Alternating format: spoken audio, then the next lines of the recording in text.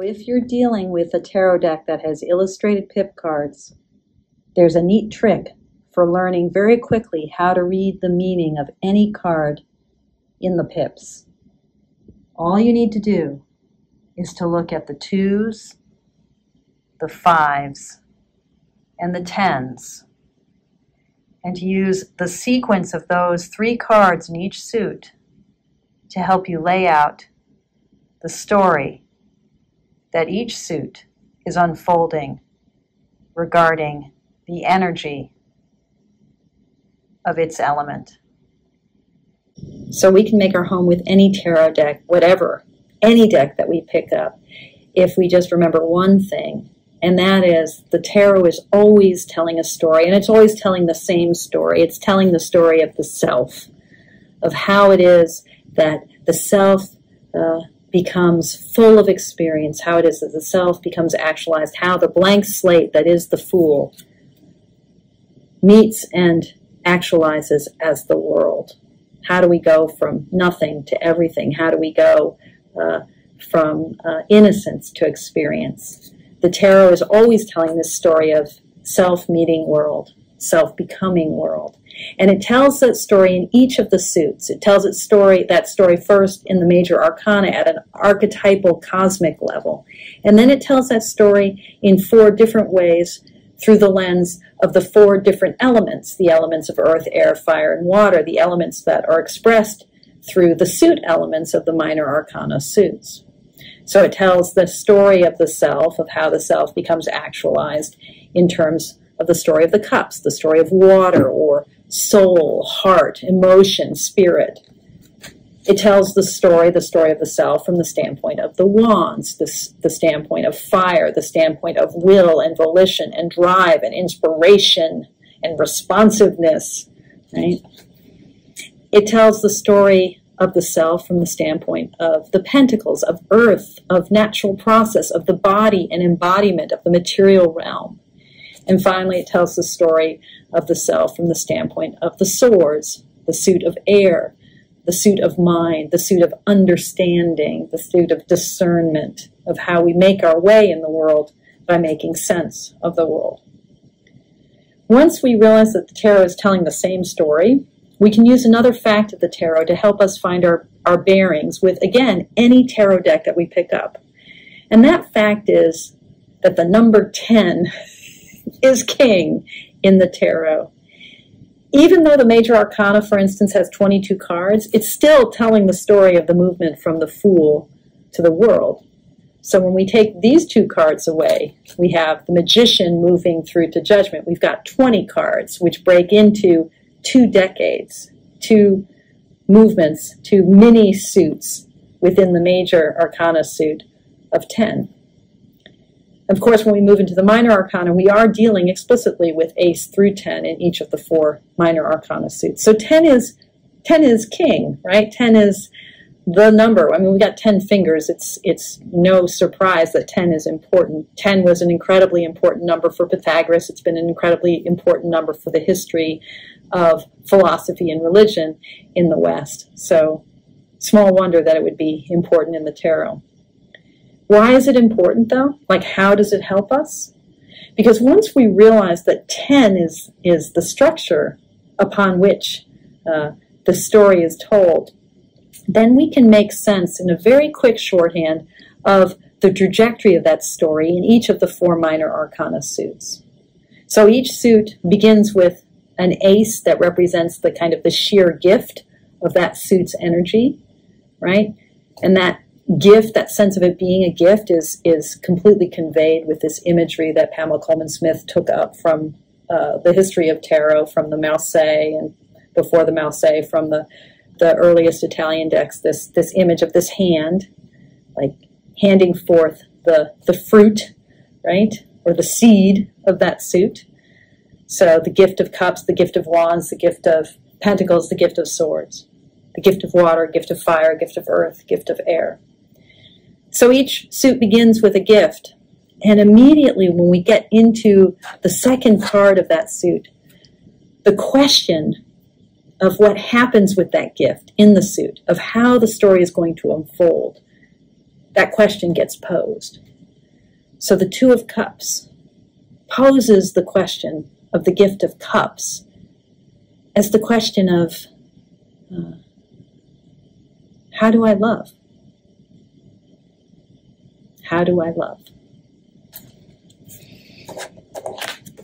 The Two of Wands poses the question of its suit as the question of, how do I act? How do I step forward and meet the world? Where should I go? How do I act? How do I move? The Two of Pentacles asks the question, a question of resources. How do I balance? How does give meet take? How does up meet down? How do I balance? And the Two of Swords asks the question of the swords, of that suit's energy, of how do I decide? How do I love? How do I act? How do I balance? How do I decide?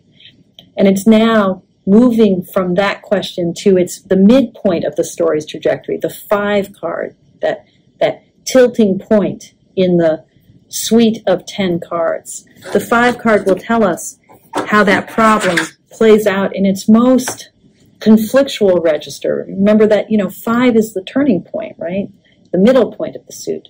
And the 5 of Cups responds to the question of love and says, there will be loss. That's the problem. How do I love? Well, there will be loss. So loving is going to mean that I make my peace with loss.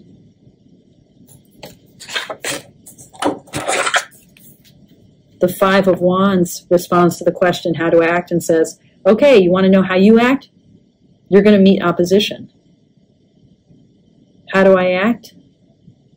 When you act, just by acting, you create the enemy, you create the tension, you create the opposition. Just like if you love, just by loving in a world that is impermanent and mortal and everything, you encounter loss. If you act, you're going to encounter competition.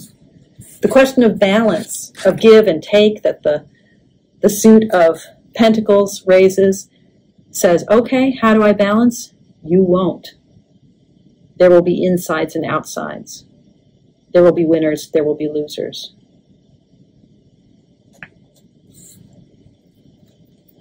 And the 5 of Swords answers the question, how do I decide? And says, if you're going to decide, there will be cruelty.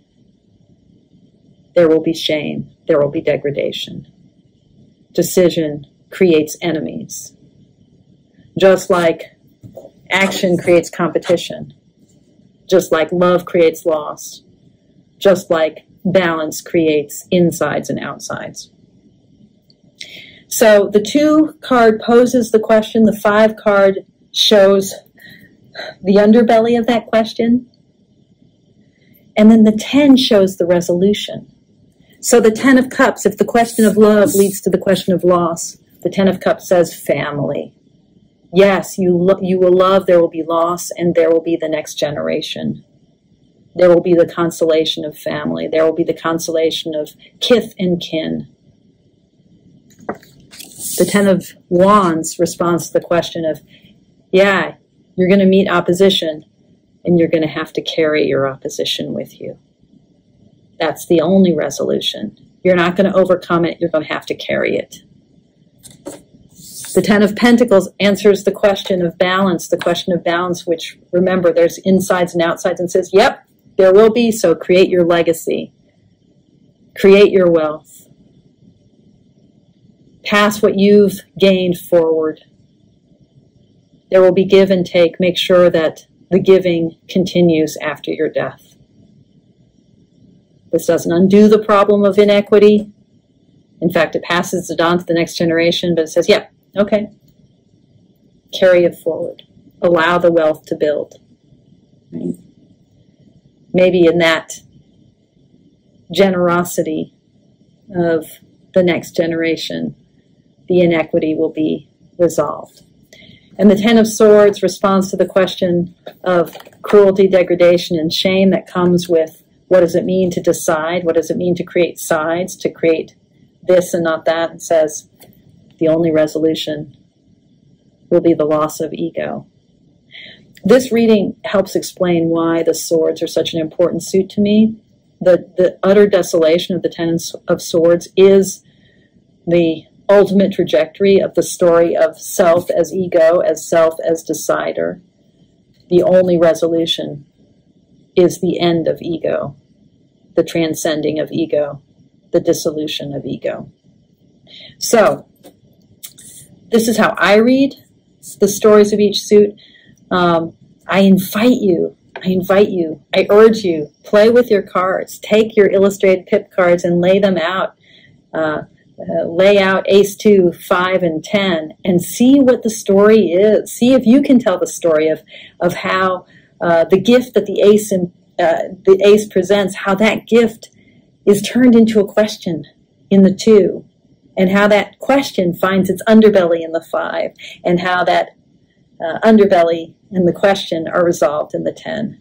Once you have that structure of the story in your mind, just like thinking about the story of the major arcana as moving from innocence to experience, once you have that structure in your mind, now you have the grammar of tarot, or what I sometimes call the mandala of tarot. Now you have the big picture.